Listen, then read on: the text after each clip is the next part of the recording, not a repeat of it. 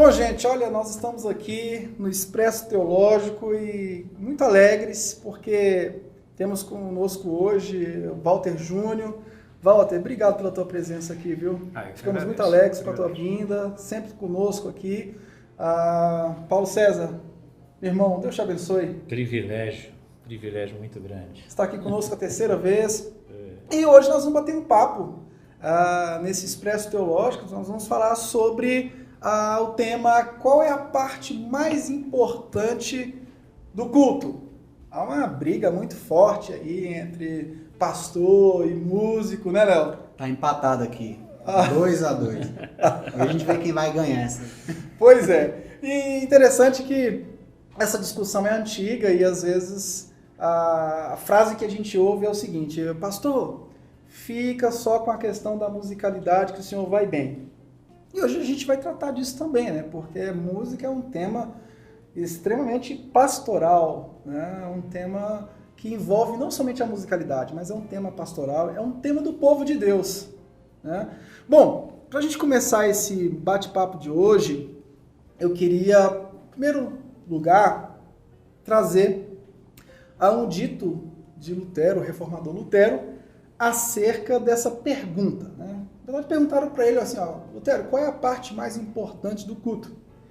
Ele respondeu: olha, o elemento mais importante é a pregação e o ensino da palavra de Deus. Que isso aconteça durante todo o culto. Interessante isso, né, Paulo? Claro. Sem dúvida alguma. Esse é um resumo, né? Muito claro das Escrituras. A música em si, ela é um veículo, né, super importante. A gente vê isso em toda a sociedade, né? E a música tem uma voz, quer dizer, quando se usa bem, é claro que há vários destinos da música, vários objetivos, né? Mas há músicas que trabalham em consciências, né? Há músicas que levam pessoas a tomarem atitudes, decisões, há músicas que faz uma pessoa chorar, ou então convoca, né, até a briga, um posicionamento filosófico, enfim. E a música, ela tem esse poder. Então, quando ela é uma música religiosa, ou quando ela é uma música usada na igreja, ela tem tanto poder. Eu não estou dividindo o poder da música com o poder da palavra, mas a palavra está tanto na música, ou pode estar tanto na música, quanto na pregação propriamente dita. Na verdade, eu creio que a música é uma pregação cantada, sem dúvida, se ela contém a palavra do Senhor. Essa dicotomia, a gente estava conversando, né, Walter Júnior, essa dicotomia que se criou acerca do culto. E às vezes a pregação não se encaixa com o período do louvor, da musicalidade. Você estava comentando isso muito. Isso traz um prejuízo para o povo de Deus do ponto de vista da catequese, né, do ensino. Claro, até porque a gente deve entender o culto, o tempo que a igreja se reúne para adoração, como algo único. Sendo que, de fato, a gente pode reconhecer que o momento mais privilegiado para a exposição das Escrituras é o da pregação da palavra. Mas os momentos que antecedem ou que sucedem o da pregação, melhor seja que eles façam uma harmonia com a exposição das Escrituras. E o que antecede e sucede a palavra normalmente inclui música. Portanto, a mensagem transmitida, quanto mais harmonizada com a pregação, que faz parte do culto, melhor. Ou seja, em vez de a gente ter uma condição em que as pessoas ouvem uma mensagem cantada e depois uma outra falada e tentam fazer ali uma concatenação e fica muito complicado, bem melhor será se houver essa harmonia. E nesse sentido, é claro, como disse muito bem o Paulo, os estilos musicais vão cooperar para animar para a batalha, conduzir a contrição e tanto mais. Verdade. A pregação, o Paulo falou uma coisa, Léo, muito interessante, né? Falada ou cantada. Esses dois momentos do culto, se tiverem Bíblia, então realmente o culto se tornou relevante. Eu vejo que essa conexão ela é extremamente necessária. Até porque se a gente tem esse problema que o Walter colocou dessa dicotomia, você você não otimiza a mensagem e o aprendizado. Eu percebo o culto muitas vezes, eu faço analogia como uma obra de arte que ela é feita do começo ao fim, ela precisa ter ligação, porque o próprio culto ele traz uma mensagem, né? E quando há essa ligação, esse ensino tanto da parte musical, que trabalha essa questão sensorial, dos sentimentos, da emoção, junto com a palavra de Deus sendo pregada e tudo isso girando em torno da Bíblia, o resultado disso ele é muito mais forte. O resultado prático, inclusive, é muito mais forte. Você não transita só no campo das ideias, você consegue, através dos sentimentos e das sensações, experimentar em algum nível esse tipo de palavra que está sendo pregada. Você consegue viver aquilo de uma maneira mais intensa, mais viva. Então, eu acho que essa poética que existe na música e que existe no sermão, elas precisam, na verdade, estar conectadas e não sendo uma parte do culto que é disputada com outra parte do culto. Então, o ensino deve ser talvez a palavra-chave aí, junto com a adoração, é claro, e tudo. E isso a música, a pregação, o prelúdio, o pós-lúdio, tudo isso deve estar girando em torno da palavra de Deus e ser uma peça só, que traga uma mensagem, que seja uma obra de arte mesmo, que a pessoa saia dali convencida de que ela não estava numa bagunça. Porque o culto é o drama da redenção, né? Como diz o Van Hooser, né? Sim. O culto é essa encenação do drama da redenção. Então, se essa conexão não for viva na música e na prédica, as pessoas deixam de trabalhar o sentido e o valor do culto, né? Que é realmente viver o que Cristo fez, o que Cristo é e o que acontecerá com a igreja, né, Paulo? Com toda certeza.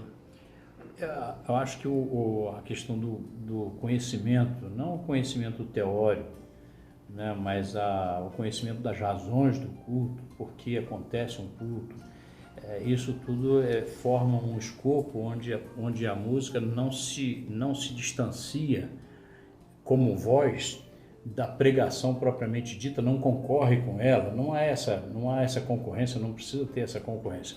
Há uma ideia que a gente tem, que a gente tem que concordar um pouco com isso, é que a questão de que é muito mais fácil você gravar uma música do que gravar uma mensagem. Alguém diz, você saiu da igreja hoje, o que o pastor pregou? Você não lembra o que o pastor pregou, quais foram os textos que ele usou, mas se você perguntar, e aquela música, olha a música que tocaram, hein? Alguém diz, é mais fácil você guardar isso. Eu quero crer que existe uma avaliação um pouco diferenciada nesse sentido, que valoriza a palavra, que valoriza as escrituras. Por quê? Porque a palavra ela é viva e eficaz, e ela penetra, ela divide, ela faz, ela consola, ela exorta, ela faz tudo isso. A palavra faz isso. Então, independente dessa palavra ser pregada agora e ser, de alguma forma, não ser lembrada, pelo menos por causa da forma, da estética do pregador, da sua maneira de falar, se gesticula, se não gesticula e tal, talvez um pregador que não ande muito, não se movimente, talvez ele não chame muita atenção nesse sentido, e causa a impressão, julgo eu, causa a impressão em muitos que aquilo que ele falou se perdeu, mas não se perdeu. Você vê que as mudanças de caráter vão acontecendo nas pessoas por ouvirem as mensagens. É claro que a música vai fazer de igual modo. Se você tem uma música que você consegue gravar, né, por ser alguma coisa assim bem simpática, né, ao nosso ser, né, e aquelas expressões que Deus tem ensinado, aqueles princípios que Deus tem ensinado estão ali, puxa, isso é uma ferramenta maravilhosa, né? Então, embora pareça que a música em si tem essa possibilidade maior, não tem. Eu acho que a possibilidade maior de qualquer tipo de coisa acontecer na vida de uma pessoa é pela intromissão das escrituras, seja através da música, seja através da palavra pregada. Por isso que elas estão juntas, né? Agora é interessante, né, Walter, você tocou a questão da exposição bíblica, né, da exposição das escrituras. O desafio a gente bate muito, a gente não está aqui hoje para bater em ninguém. Esse eu já estou cansado, negócio de ficar batendo nos outros, tal. Vamos tratar de educar aquilo que a gente tem, de trabalhar com o que a gente tem, de tentar salvar o o que resta, né? Então não vamos ficar batendo na questão do neopentecostalismo, não vamos tocar nisso não.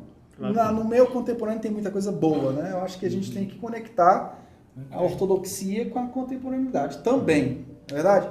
Mas a questão da exposição bíblica, da exposição das escrituras, é um desafio para a igreja, né? Porque às vezes a gente pega, por exemplo, escolher canções. O pastor, às vezes tem pastor que está me ouvindo aqui, que sofre esse drama também. O seu grupo musical te manda uma lista de músicas. E você tem que fazer lá a escolha das músicas. E quando você pega o tema da música, e às vezes pega aquele mesmo tema dentro de um texto que está sendo exposto, né, está sendo trabalhado de forma expositiva, a música ela destoa um pouco.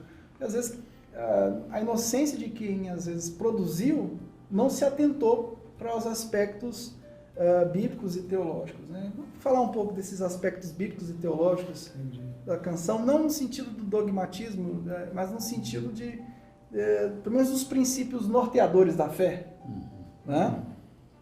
Ok. Agora veja, a questão é a seguinte, por exemplo, o pastor prepara a sua mensagem.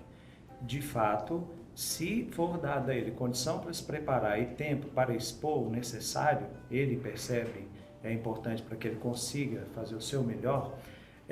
Nós que estamos na área da música, se estivermos em conexão com esse pastor, nós saberemos qual o tema e teremos condições de buscar músicas que cooperem para preparar as pessoas para ouvir, e depois que ele pregar, a igreja pode cantar em resposta àquilo que ela recebeu como desafio da mensagem.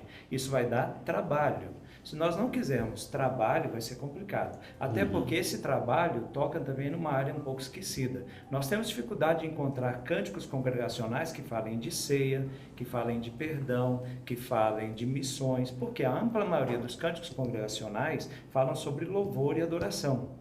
Então, nós também somos desafiados não só a encontrar as músicas que nos ajudem a fazer essa harmonia, como também a compor essas canções, não pensando em um espectro muito amplo, mas no principal, que é a reunião da igreja para a adoração. Então, nesse sentido, havendo trabalho e havendo disposição, e não cabe aqui aquela ideia de que estamos em correria e com pressa, porque muitas pessoas falam que o momento mais importante do culto é a pregação, mas não dão tempo para a pregação. Por outro lado, fala-se da importância da música, mas não tratam a música com a importância que dizem dar. Então, eu acho que se a liderança e aquele que está com a palavra e aqueles que estão com a música estiverem em conexão e realmente na prática demonstrarem, né, quão importante consideram essa complementação, nós teremos algo sempre melhor, porque no passar do tempo essa equipe vai se entrosando. É muito interessante pensar desse modo, Walter, porque nós precisamos de saídas, né? E não que eu queira voltar ao passado necessariamente, mas o que é bom vale a pena lembrar. Sim. Você precisa ter, e eu não vou dizer aqui uma enologia, não vou usar essa palavra pesada, mas a gente precisa ter um apanhado musical que seja rico o bastante para que você não precise ficar numa situação difícil quando, por exemplo, porque às vezes, vamos dizer, o pastor está preparando, quando o pastor está preparando uma série de estudos expositivos, ele pega um livro, então ele vai, então você tem uma previsão. Mas quando os sermões são temáticos, ou quando ele trata de uma coisa hoje e trata outra amanhã, necessariamente ele começa a estudar para chegar num ponto de trazer a mensagem. Então, muitas vezes, ele não pode passar para o próprio músico aquilo que ele vai pregar, porque ele ainda não chegou lá. Ele tem esse tempo de trabalho. Mas, então, se você tiver que esperar isso acontecer para poder usar a música, você vai correr um risco de não dar tempo de fazer uma série de coisas, não só com relação à música em si, a música e a letra, mas até mesmo preparar o povo que vai tocar, que vai cantar e etc. Então, eu acho muito importante olhar para trás nesse aspecto e ver coisas que a gente precisa resgatar. Como, por exemplo, você tinha um inário, não estou pedindo para ninguém fazer inário, mas você tinha um inário onde você tinha distribuído as sessões, onde essas músicas eram qualificadas por temas. Era uma coisa assim que quando alguém via, olha, o pastor vai pregar sobre santificação. Poxa, nós temos essa música sobre santificação. Isso. E já eram músicas sabidas, conhecidas. Então a igreja cantava aquela música, havia um envolvimento, uma junção, um direcionamento. A mesma coisa, eu fico pensando num casamento. Você faz um casamento, o casamento tem uma ordem ali, tudo certinho, tudo tem que convergir. Por quê? Porque é um casamento. Sim. Se você fizer outras coisas que destoam ali, não tem nada a ver, mesmo que seja bonito. Né? Então, eu creio que essa ideia de se pensar em se compor aquilo que não tem, Walter citou alguns temas que quase não tem, né? Então os compositores deviam estar sendo atiçados para isso, para fazer, encorajados, né? A palavra, para tomar esse tipo de atitude, e as igrejas irem formando uma espécie de um catálogo, não só pelo título da música, mas por aquilo que ela trata. Então isso seria mais usado, né? Com facilidade, de acordo com a necessidade. Eu acho que nesse tocante, Michel, desculpa até te cortei, é extremamente necessário o pastor da igreja se conscientizar da necessidade de preparação teológica do músico.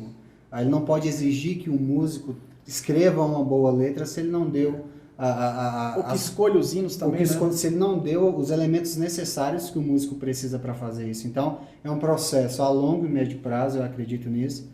Mas é um processo que precisa ser realizado, ser feito. Não tenho como exigir que o músico acompanhe o mesmo ritmo que eu tenho. Se eu nunca dei as bases para ele, eu só entreguei um instrumento na mão dele e falei assim, agora você é responsável por isso, você vai lá e toca e faz. Então, tem que existir esse nível de conscientização para que a igreja trabalhe junto e o pastor tenha condições. Se não tem condições de levar o músico ao seminário, que o pastor tenha uma boa escola bíblica dominical, que ele trabalhe com essa Tem um programa de formação. Né? Isso é extremamente necessário, porque como compor essas músicas com esses temas que estão em falta... Não só compor, mas, por exemplo, você tem uma análise, pronta, né? E a análise do hino, mas como eles fazerem isso se eles não têm os elementos necessários para fazer isso? Então, a gente precisa de um trabalho, criar uma cultura, de criar essa cultura educacional. Eu acho que, de forma geral, a educação musical ela precisa ser vista com outros olhos dentro da igreja e até fora da igreja. Né? Muito bem. Olha, eu queria encerrar com a frase do Evaldo Werner, que ele diz que a música é uma forma privilegiada de pregação. Eu creio que ele disse isso dentro do contexto da arte que envolve a canção e de como a gente pode usar isso para chamar a atenção de um público que talvez não ouviria de outra forma aquilo que foi expressado pela arte musical. Com certeza. Paulo, queria que você desse as últimas considerações. Rapaz, é tão empolgante falar sobre esse assunto, mas eu fico assim, uma das coisas que sempre me chamou demais a atenção é quando eu ouvi um testemunho de alguém que, em passando, ou na frente de uma igreja ou de algum lugar, ou em ouvindo uma música, ele era tocado por essa música e Deus o trazia à salvação. Eu sempre desejei que um dia isso acontecesse com uma música que eu estivesse escrevendo. E isso é absolutamente possível, tem acontecido e continuará acontecendo quando a música tiver esse prisma, né? Quando a música tiver esse direcionamento, isso só será a bênção. Maravilha. Walter Júnior, muito bom ter você conosco. Obrigado, meu irmão. Você é um irmãozão do nosso coração aqui. Bondade sua. Primeiro, eu agradeço o privilégio de estar aqui. Segundo, eu costumo dizer que quando existe amor, as coisas acontecem. Quando falta amor, multiplicam-se as explicações. Então, quando de fato os músicos querem, e a liderança também, eles não vão explicar por que não acontece, eles vão trabalhar para que aconteça, e esse trabalho conjunto, com a graça de Deus, vai conduzir sempre a algo bom, no sentido de que tudo que nós falamos aqui, dificilmente alguém a isso vai se opor, mas a distância entre vermos isso sendo comentado e isso praticado vai demandar muito esforço e muita graça e ajuda de Deus. Léo, obrigado, irmão. Prazer. Vamos em frente, né? Vamos sim, vamos seguir. Tem muito trabalho, não tem? Demais. E que seja regado por uma trilha sonora boa, bíblica e que nos ajude e nos fortaleça. Amém. Olha, queria agradecer a sua audiência, que Deus abençoe. E o próximo programa nós teremos Wilson Porte falando sobre evangelização e ação social. Fique ligado no Expresso Teológico. Tchau, tchau.